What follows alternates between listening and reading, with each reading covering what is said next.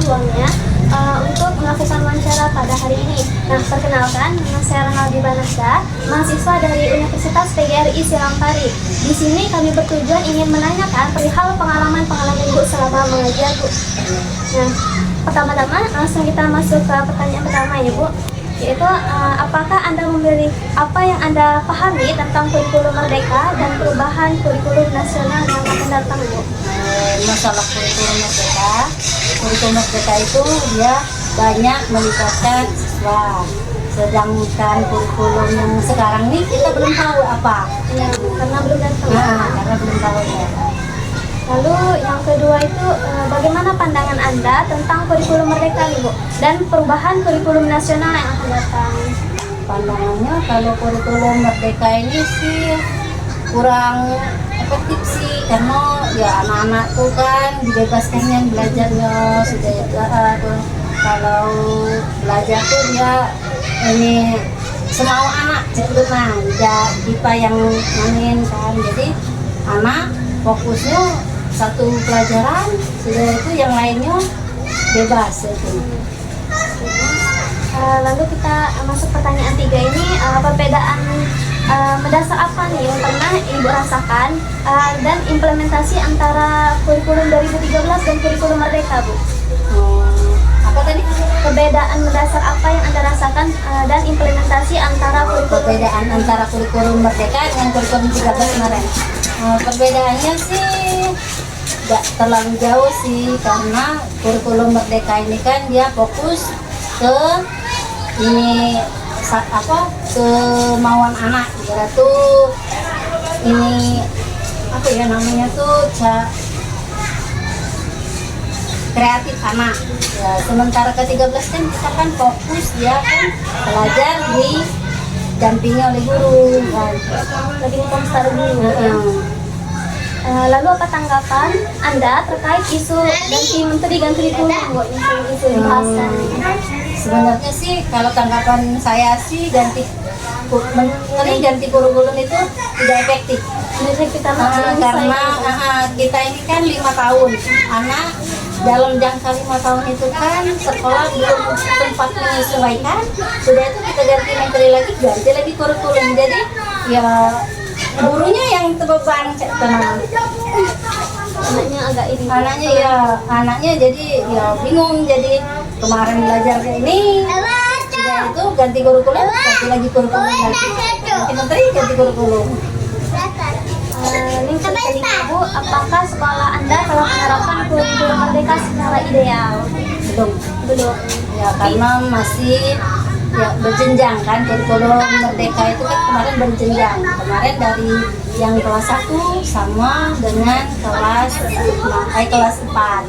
Jadi yang tahun berikutnya nanti kelas 2 jenjangnya ke kelas 5. Jadi Bu, tema apa yang sering dipilih dalam implementasi P5 pada kurikulum merdeka? Pelajaran yang sering diimplementasikan diterapkan itu kearifan lokal. Kearifan lokal itu seperti apa? Kearifan lokal itu seperti mengenal itu budaya lokal. Mengenal budaya lokal, mengenal makanan lokal.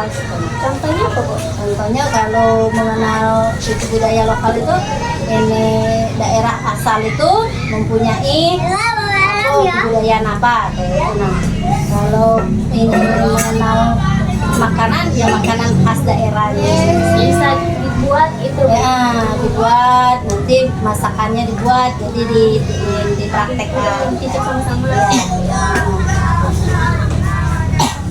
Lalu pertanyaan 7, kalau tidak apakah Anda tahu kira-kira kapan akan dilakukan di sekolah Anda itu? Sudah dilaksanakan tapi belum efektif. Terus selanjutnya ada apakah Anda pernah mengikuti pelatihan di kurikulum merdeka ini, Bu? Mengikuti pelatihan sih pernah, tapi sama-sama guru di sekolahan, karena kan kita kan di sekolahan ada kombel, jadi ya setiap ada kesempatan pas dalam rangka kombel itu kan, komunitas belajar sekolah itu kan kita belajar, tapi yo kita belum memahami 100% itu belum pahamnya. Baru pertukaran ide. Baru pertukaran ide.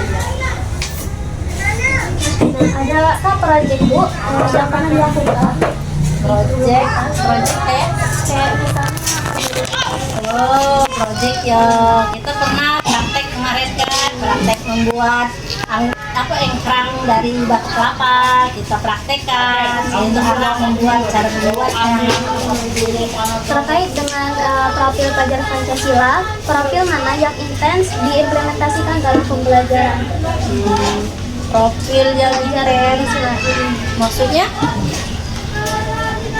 Ini yang menyesuaikan dengan pelajaran Pancasila gitu loh, misalnya ya tentang yang pasti itu kalau kita ini kan sekolah Islam, jadi ya ketuhanan yang Maha Esa lah, ya keagamaan adabnya itu kan.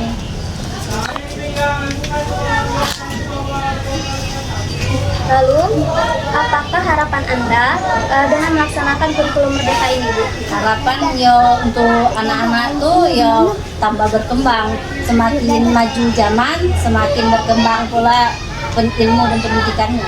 Menyesuaikan dengan teknologi. Iya, sesuai dengan teknologi sekarang.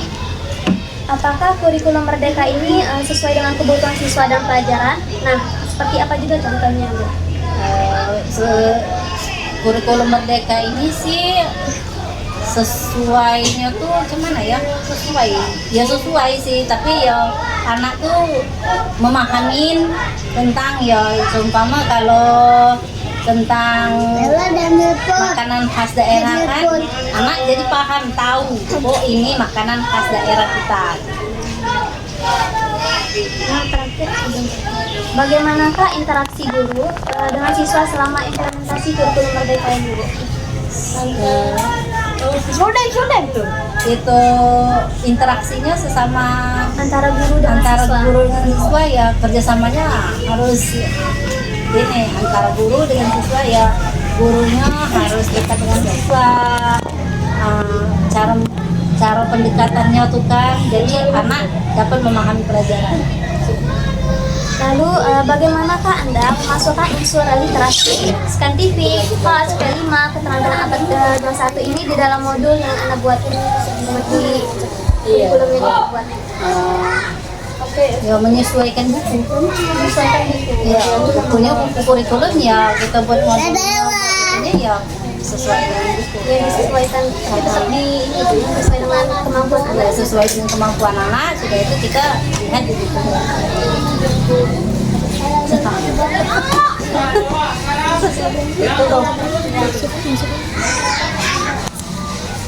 Baiklah, sepertinya sekian wawancara pada hari ini, Bu. Terima kasih juga telah melakukan wawancara ini dengan baik. Sekian dari kami akhiri. Assalamualaikum warahmatullahi wabarakatuh. Assalamualaikum warahmatullahi wabarakatuh.